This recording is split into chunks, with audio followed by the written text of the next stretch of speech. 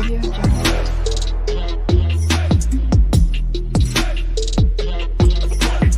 Audio Jungle.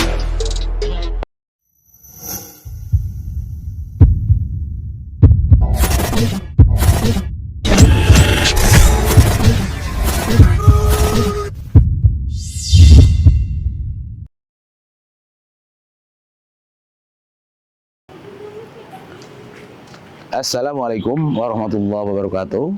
Jumpa kembali di channel YouTube Perkumpulan Inisiatif bersama saya Nandang Suherman. Jangan lupa subscribe, komen, like, and share agar program ini tetap berjalan dan semoga obrolan kita bermanfaat untuk semua. Nah, kesempatan ini telah hadir Ketua Perkumpulan Inisiatif Bung Sapeng Hirudin. Dan kita akan ngobrol seputar kepemimpinan. Lebih spesifik nanti kepemimpinan barangkali bisa juga kepemimpinan yang sekarang sedang menghadapi elektoral pemilihan tahun-tahun itu, barangkali nanti kita akan kaitkan dengan itu.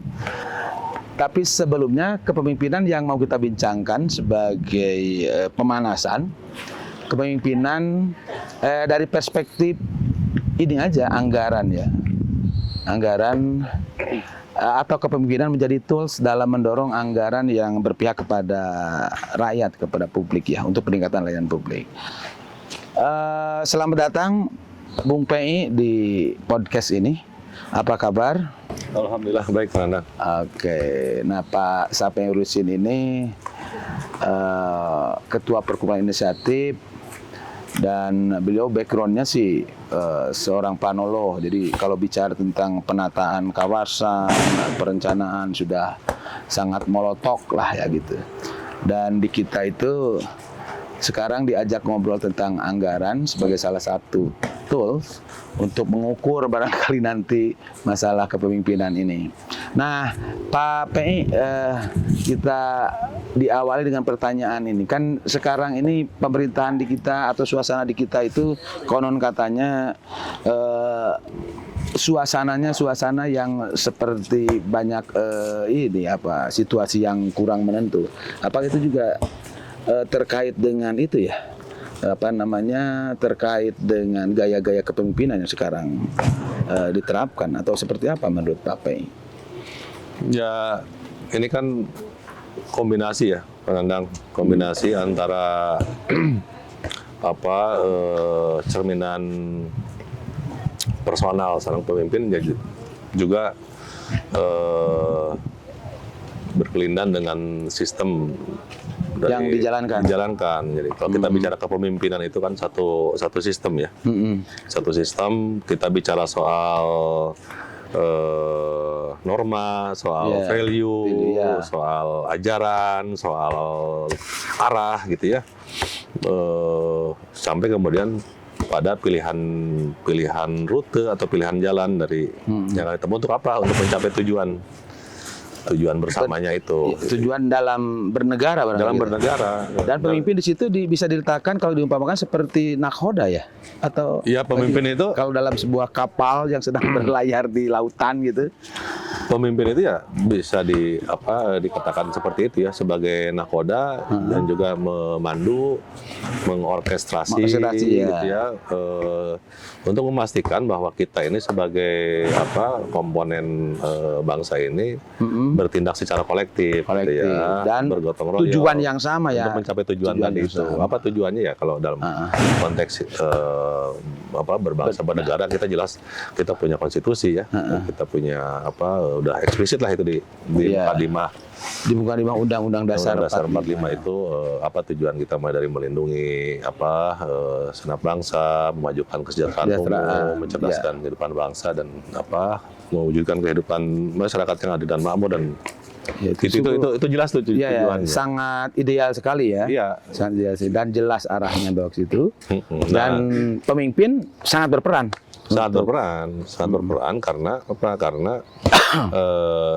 kita membangun sistem sendiri ya, membangun sistem yang terbangun di kita sendiri dalam sistem politik, dalam sistem pengambilan keputusan segala macam, di mana peranan pemimpin itu cukup sentral. Cukup gitu ya. sentral. Oke. Nah itu yang tadi nanti terkait dengan bagaimana politik anggaran publik di kita, yaitu salah satu representasi atau salah satu cerminan dari bagaimana sumber daya publik ini dikelola dan kemudian dialokasikan gitu kan. Kalau kita ibaratkan tadi bahwa kita sedang dalam sebuah kapal yang cukup besar mengarungi samudra dan kita punya tujuan yang tadi itu dalam konteks bernegara, dan anggaran di situ adalah salah satu instrumen ya untuk memastikan itu agar tujuan ini kan perlu upaya-upaya, perlu sumber daya ya, salah satunya adalah anggaran. Nah berarti pemimpin ini juga harus cukup paham dengan sumber daya yang tersedia ini diarahkan, dialokasikan kemana agar tujuan bernegara itu bisa segera diwujudkan atau dicapai. Ya, seperti itu. Makanya tadi saya memulai dari arah dulu gitu. Arah, seperti tadi karena berlayar itu kan harus jelas arah itu kan. Beda antara berlayar dengan terombang-ambing. Gitu kan. Yang namanya berlayar itu jelas tujuannya, arahnya, pilihan rutenya, melalui rute yang arusnya deras, yang arusnya kurang deras, kita memikirkan tiupan angin dan seterusnya gitu kan. Nah itu kan satu sistem pengetahuan yang harus dimiliki dalam sistem kepemimpinan tadi itu. Gitu. Jadi seorang pemimpin harus mengetahui terhadap itu kan karena itu kan akan menjadi menavigasi dari pelayaran itu sendiri. Nah, ketika arah, pilihan jalur, pilihan rute jelas segala macam, baru kita akan jelas juga sumber daya apa saja dan sumber daya seperti apa dan seberapa banyak yang dibutuhkan. Dibutuhkan dan kemudian ketika sudah itu yang akan menjadi dasar gitu kan, sistem kepemimpinan ini yang direpresentasi atau yang dinakodai oleh seorang pemimpin itu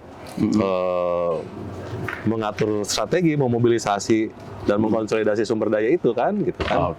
Jadi begitu sentralnya peran seorang pemimpin menjadi nakhoda untuk memastikan bahwa tujuan bernegara ini itu harus bisa dicapai dan rutenya itu menjadi harus cukup jelas ya, cukup jelas.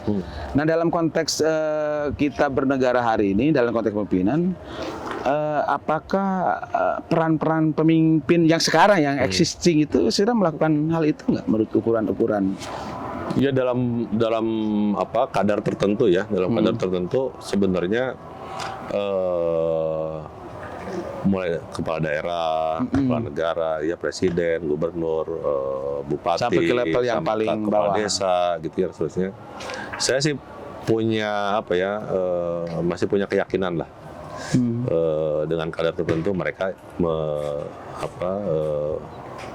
memikirkan dan punya basis pengetahuan ya, satu pengetahuan bagaimana kemudian terkait dengan arah, terkait dengan tujuan, meskipun ya kadarnya tadi kadarnya bisa berbeda-beda ya, gitu ya. Nah hanya memang problemnya namanya juga berlayar tadi itu pandang seorang pemimpin itu kadang harus menghadapi ombak besar, harus menghadapi badai. Nah, ini daya tahan menghadapi ini juga. Tadi satu soal kadar pengetahuan terhadap membaca, tujuan, gitu kan.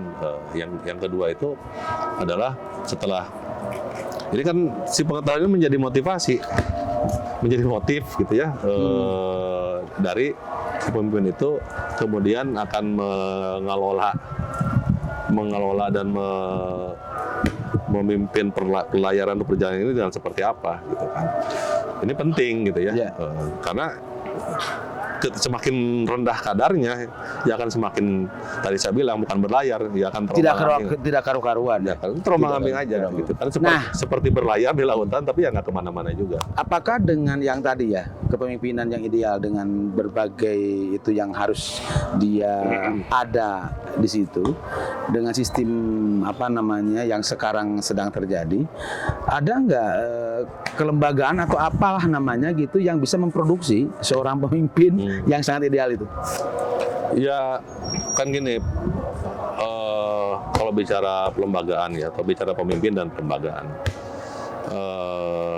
pemimpin itu kalau dalam pandangan saya ya, seringkali dilahirkan oleh satu tempaan gitu. Karena situasi Ya tempaan apapun yang oke. menempanya,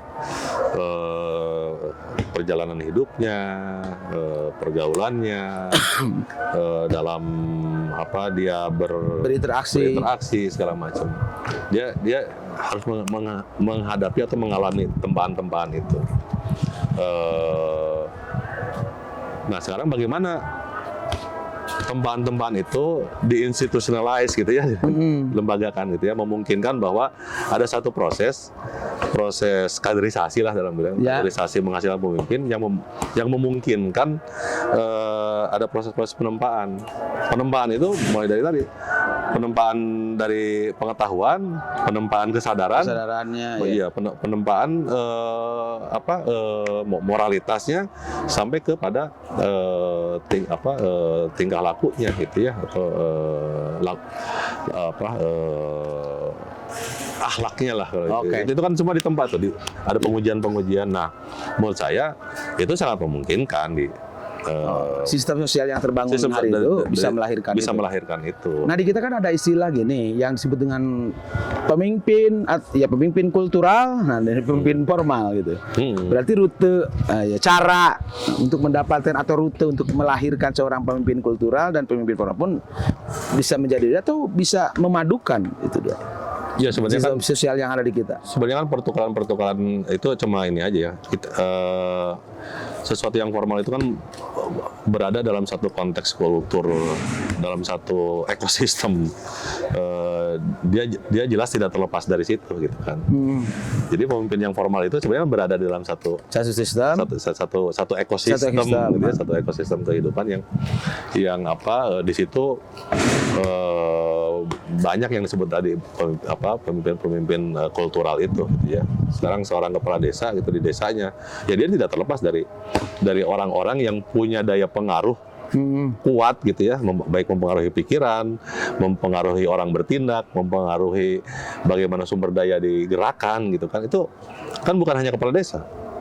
Ya, kan bisa dia seorang ustad, bisa dia seorang guru, bisa dia seorang ibu rumah tangga yang punya wawasan luas, punya kasih sayang yang besar terhadap lingkungannya, terhadap masyarakat sekitar itu bisa.